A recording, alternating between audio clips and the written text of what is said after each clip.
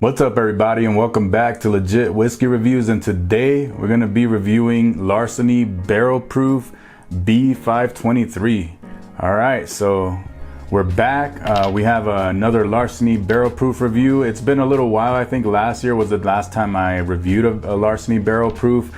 I usually see them on the shelf every batch. I think this year I skipped the A batch. I did see it on the shelf, but I didn't pull the trigger on it. I feel like I do like most of them. It's just that sometimes I don't normally gravitate towards, like, let's say a barrel proof or something super high proof. So I don't normally, like, every batch that comes out, I don't normally like pick up, just because I mean, I don't drink barrel proof that often, you know, so I'm not gonna gravitate towards it, and it's just gonna sit on the shelf, and you know. So but when I do hear something about a certain batch, when I hear good things about a certain batch, I usually try to pick it up. And this one was just sitting on the shelf, and I thought better late than never. You know, this one came out, I believe, in May, so I thought I would pick it up now and review it for you guys. So this one comes in at 124.4 proof, so 62.2% ABV. Of course, coming out of the Heaven Hill distillery. This is a wheated bourbon, meaning the secondary grain in the mash bill is wheat. And yeah, these are the same as Elijah Craig barrel proof. They come out 3 times a year: the A, the B, and the C batch. A usually around January, B around May, and C batch usually around September. So C batch should be coming out soon for this year. Like I said, I skipped the A batch for this year. I heard good and bad things about it. Well, not bad things, but I heard some people liked it, some people didn't. I saw it on the shelf, but I didn't pick it up. Usually I find these on the shelf at retail. Retail varies a little bit, but it's typically around the $60 to $70 mark, give or take, depending on your area. But yeah, I guess I'm lucky if some people can't find them. I usually see them sitting on the shelf, and Elijah Craig too, the barrel proof. I usually see those sitting on the shelf too. So, but then there's some other things that I can't find. So there you go. But let's get into this one. I'm super excited to get into this one, and let's see what we have.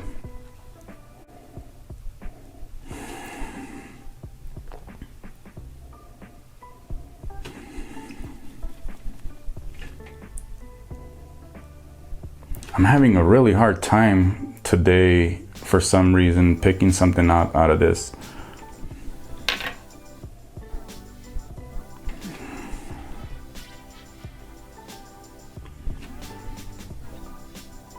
So I want to say the first thing that's apparent to me is that this leans more towards the fruity side of notes.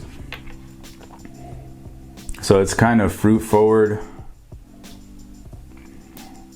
I'm not picking up any of that Heaven Hill nuttiness though. I'm getting the classic caramel vanilla.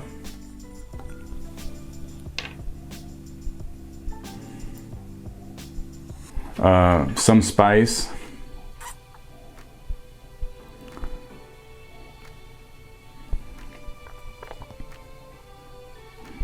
That caramel note is really nice, but it's not. I can't say it's coming through as much, as noticeably as it did for last year's batch, the B522, which I'm going to pull out here in a little bit and compare to this one just to see how they compare.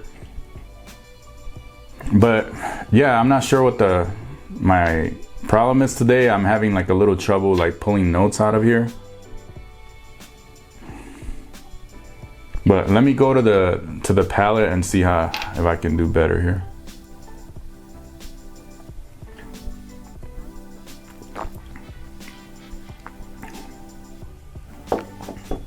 So on the palate, I got a little bit of nuttiness.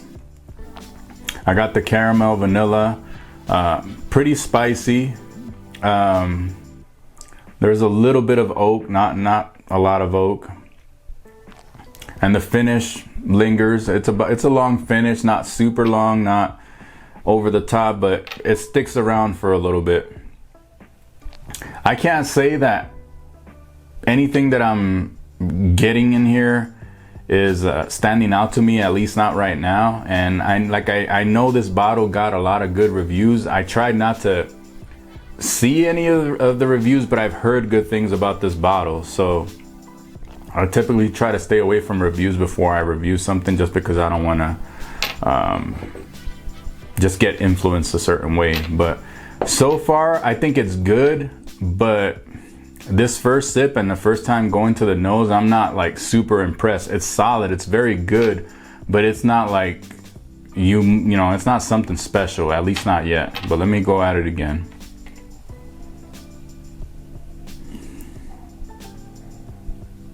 There's a certain note when I'm drinking wheated bourbons that I get, and it's hard to describe. It's almost like a bready type of note, and that's what I'm getting here. I'm getting a lot of like breadiness in here. I can tell I'm drinking a wheated bourbon.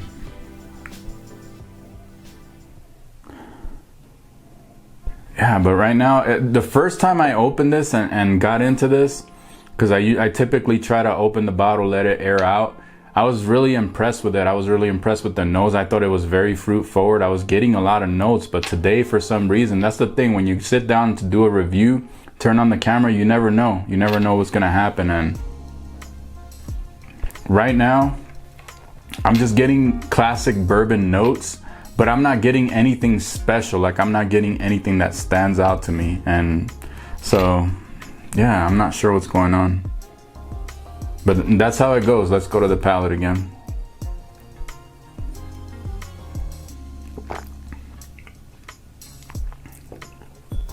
I think right now, what this is lacking for me, like I said, it's solid. I'm just getting classic notes. Like, I'm getting caramel, vanilla.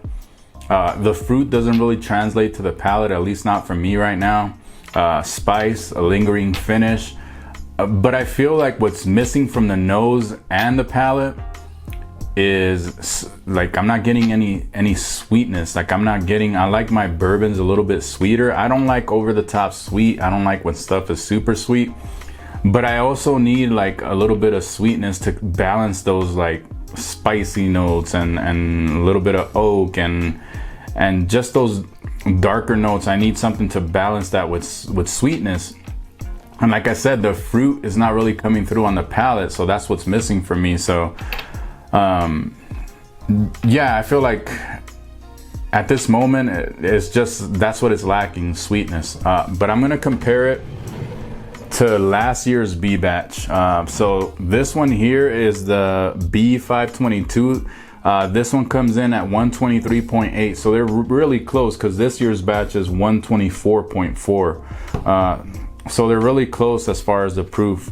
And this was one of my favorite bourbons last year. So I'm gonna get into this B batch. Let's see how, it's been open for a year, so let's see how this one does. Oh yeah. I feel like last year's batch, the B batch, is way more well-rounded than this year's. See the color. The color, it's even a little bit lighter in my opinion. Just a little bit. I mean, if you just look at them, they're pretty much the same, but it's just a slight bit darker on last year's batch. But I feel like the B batch from last year is way more well-rounded. You get the sweetness, and this is like a caramel bomb for me. Definitely getting a ton of caramel, a lot of sweetness.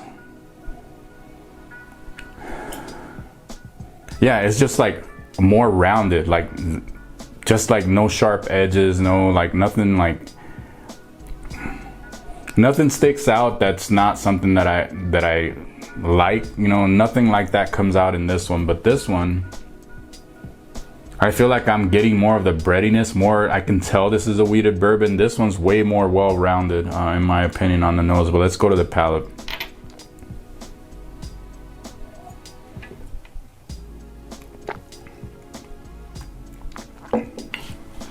That's the difference between these two.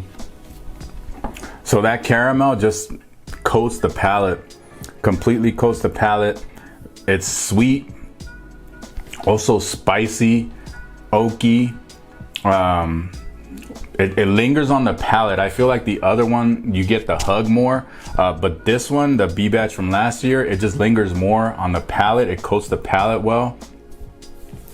Definitely the difference between these two is that deep rich caramel note that I get on this B batch from last year, and also the sweetness, just way more sweetness coming through. Let me try this one more time. The B batch, this is B523 from this year.